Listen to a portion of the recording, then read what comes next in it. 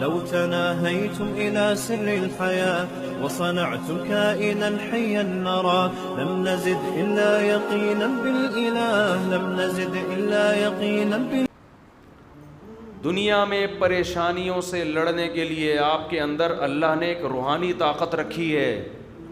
اگر دنیا کی محبت غالب آ جائے نا تو اس دنیا کی محبت آنے سے ایک لاشعوری خوف بھی ساتھ آتا ہے کہ دنیا چھن نہ جائے. یہ چھننے کا خوف آپ کے اندر روحانی طور پر آپ کو کمزور کر دیتا ہے. دنیا چھننے کا خوف, اس کا طریقہ یہ ہے کہ دنیا سے دوستی مت کرو, دنیا کو لفٹ بولو مت کراؤ, لفٹ ہی نہیں کراؤ بھائی. چھن جائے تو چھن جائے, بھاڑ میں جائے. ایسی کی تیسی کا لفظ یاد رکھ لیں, بڑا زبردست لفظ ہے. ہمارے حضرت مفتی رشید احمد صاحب رحمہ اللہ تعالیٰ کے مریدوں میں ایک تاجر تھے, کئی دکانیں تھیں ان کی. وہ کہتے تھے جب مجھ پر دکان بہت زیادہ مسلط ہوتی ہے نا, ہر وقت بزنس, کچھ دنوں کے لیے دکانوں کو تالا لگا کے بیٹھ جاتا ہوں گھر میں. ایسی کی بولو تیسی, جاؤ نقصان ہو جائے ہو رہا بھاڑ میں جائے.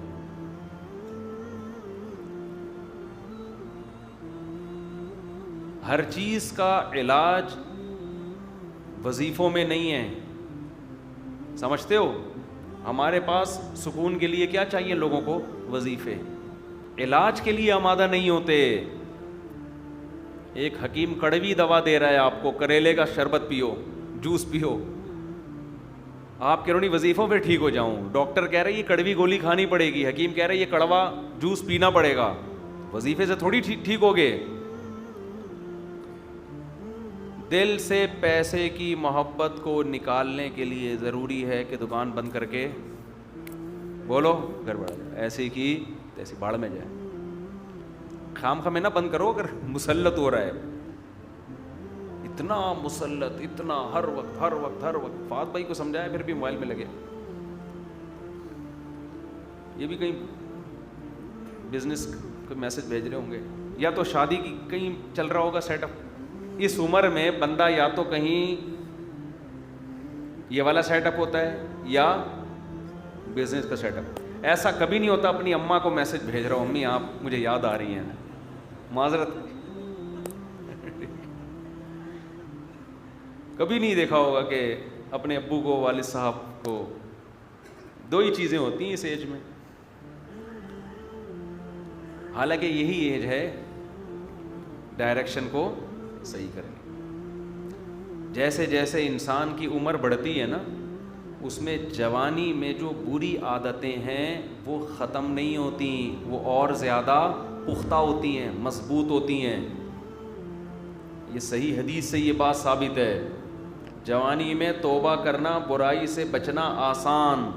جیسے جیسے عمر بڑھ گئی جو خوبی ہے وہ بھی پختہ اور جو برائی ہے وہ بھی مضبوط ہوتی چلی جائے گی. اس خوش فہمی میں نہیں رہنا چاہیے ہم توبہ کریں گے بوڑھے ہو کے. آپ دیکھ لو غیر مسلموں میں نوجوان ٹین ایجز, ان میں اسلام قبول کرنے کا ریشو زیادہ ہے. جتنے میچور ہوتے چلے جائیں گے نا, عمر پکی, اتنا ہی توبہ کی توفیق سلب ہوتی چلی جاتی, ختم ہوتی چلی جاتی. حالانکہ قبر کے قریب ہو رہے ہیں, اس وقت تو ان کو زیادہ آنا چاہیے اللہ کی طرف. تو جو ہوگا ابھی ہوگا. توبہ تو بڑھاپے میں بھی قبول ہے, لیکن توبہ کرنا, ان عادتوں کو چھوڑنا مشکل ہو جاتا ہے. یہ جو بوڑھے لوگ آپ کو مسجدوں میں نظر آتے ہیں, یہ وہی ہیں جو جوانی میں بھی مسجد میں ان کا تعلق تھا. اگر جوانی میں مسجد سے ان کا تعلق نہیں تھا, پھر اس بوڑھے کو آپ مسجد میں لا کے دکھاؤ, اللہ ماشاء اللہ نہیں آتا. ہم نے دیکھے ہیں 80 سال کے ہوں گے, جمعے کی نماز نہیں پڑھ رہے ہوں گے, مسجد کے ساتھ گھر ملا ہوا ہوگا. نہیں ہوتی, ان کو وحشت ہوتی ہے, ٹینشن ہوتی ہے. تو میں یہ عرض کر رہا تھا کہ اگر آپ نے ان چیزوں کو اپنے اوپر مسلط کر لیا تو یہ چیزیں بھی آپ کو بولو نہیں ملے. اسی کو حدیث میں یوں فرمایا ہے, اجملوا فی الطلب وتوکلوا علیہ.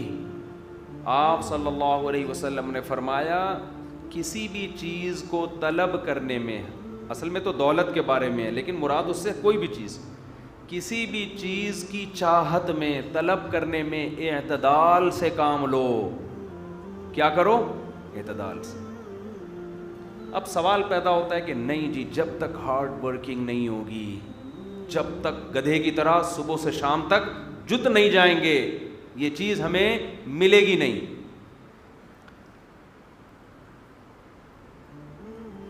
اسٹرگل اسٹرگل اسٹرگل کہتے ہیں نا لوگ. اسٹرگل تو ہونی چاہیے لیکن اسٹرگل کا مفہوم کیا ہے؟ اعتدال کے ساتھ. سستی کی اسلام اجازت نہیں دیتا آپ کو، لیکن اسٹرگل ہوگی اعتدال کے ساتھ. لوگ مجھے کہتے ہیں کہ بھئی وہ وہاں پر جو باڈی بلڈر ہے نا امریکہ میں، 12 گھنٹے جم جاتے ہیں، 12 گھنٹے سوتے ہیں، 12 گھنٹے اٹھ کے پھر کیا شروع کر دیتے ہیں؟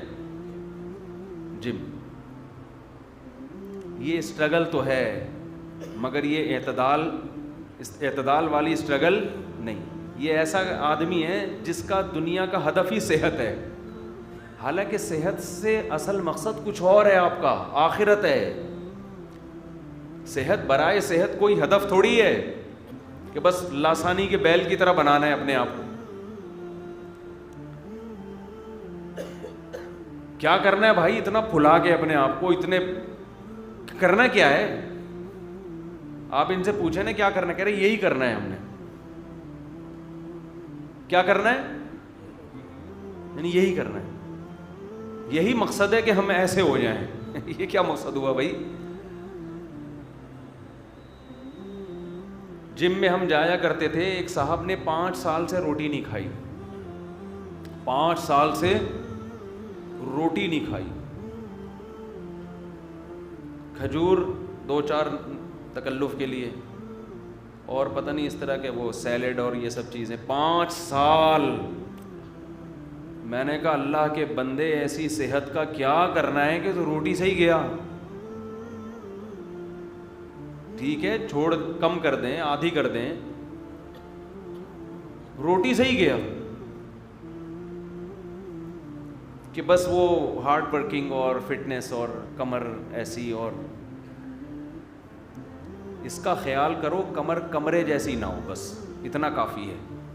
کمرہ سمجھتے ہو نا، بعض لوگوں کی کمر کیسی ہوتی ہے؟ کمرے جیسی. اتنا زیادہ کہ ناڑا باندھنے کی جگہ نہ ملے آپ کو یار. بھائی کیا کرنا ہے؟ بیلٹ کہاں باندھو گے؟